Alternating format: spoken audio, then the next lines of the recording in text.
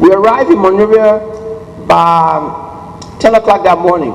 Then the road was good. The road had just been paved. It was 2 hours from Banga to Monrovia. We got to the bypass. We decided to head towards PAL headquarters that was on Gongloe Street. So we took Basa community, but we couldn't pass Busa quarters.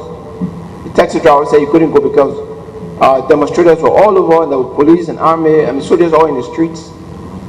We got down and decided that we're going in pairs. My partner was P. Blood Saye.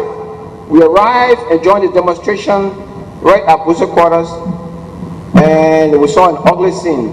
The soldiers were engaging the police because the police officers there were shooting at the demonstrators.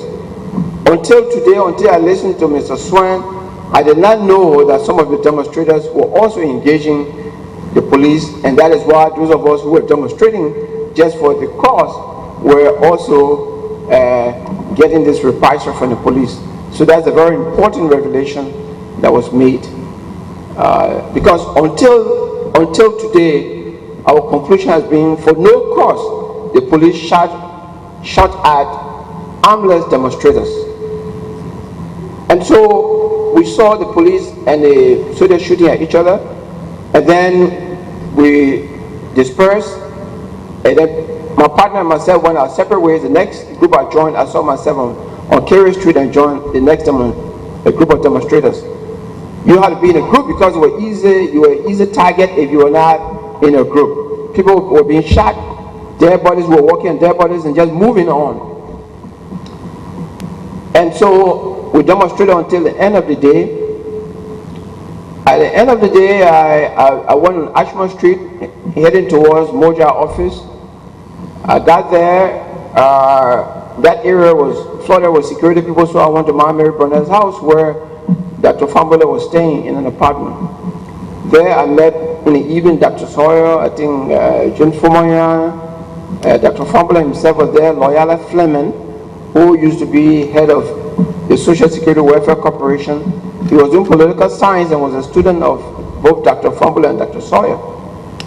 We stayed there overnight, I guess fooling ourselves, saying that we're watching ourselves and protecting ourselves from the security forces. One person will go, or 2 or 3 persons will go out in front of the building where you now have the Oba Children's School and sit there to see whether security people are coming to arrest us.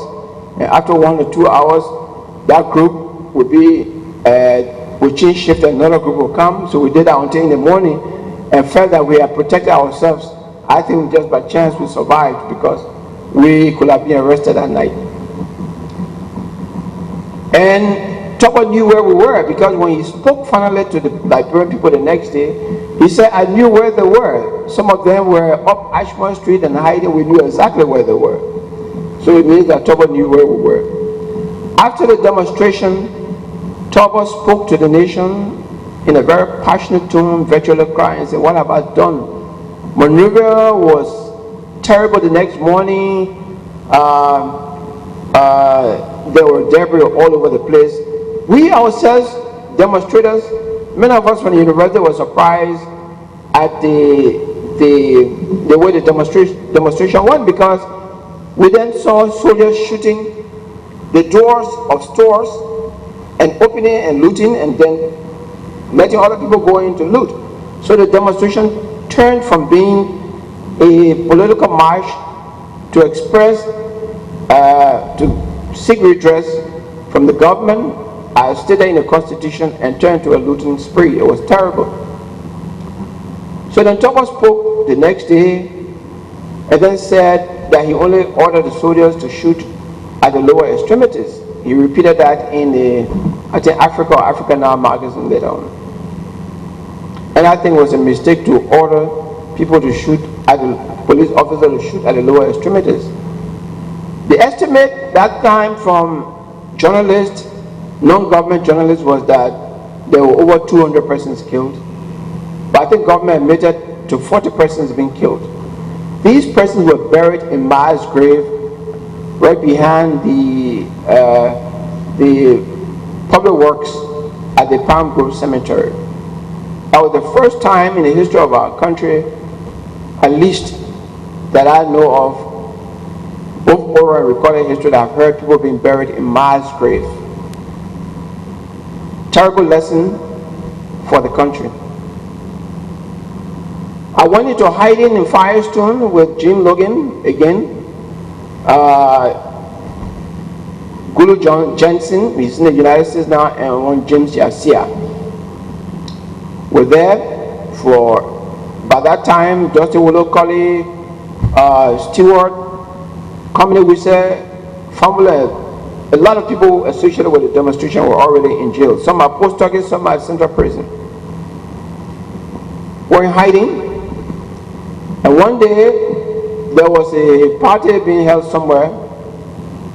I don't drink, and I used to drink more time. My friends in Firestone were not happy with me, but Logan and others were at a party, and NSA people came and picked them up.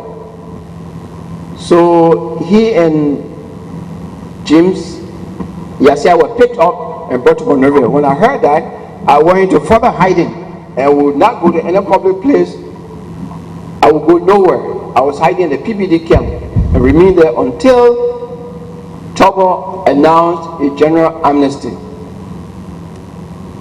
and everyone was released. So that was it about April 14. I think the thing that operated in favor of those who were detained was that OAU was coming to Liberia, and it would have been terrible to have student leaders in jail while Tolbert preside over the OAU. And I think that it is that pressure that caused the demonstrators, the leaders who have been jailed from PAL and from the student leadership, to be released.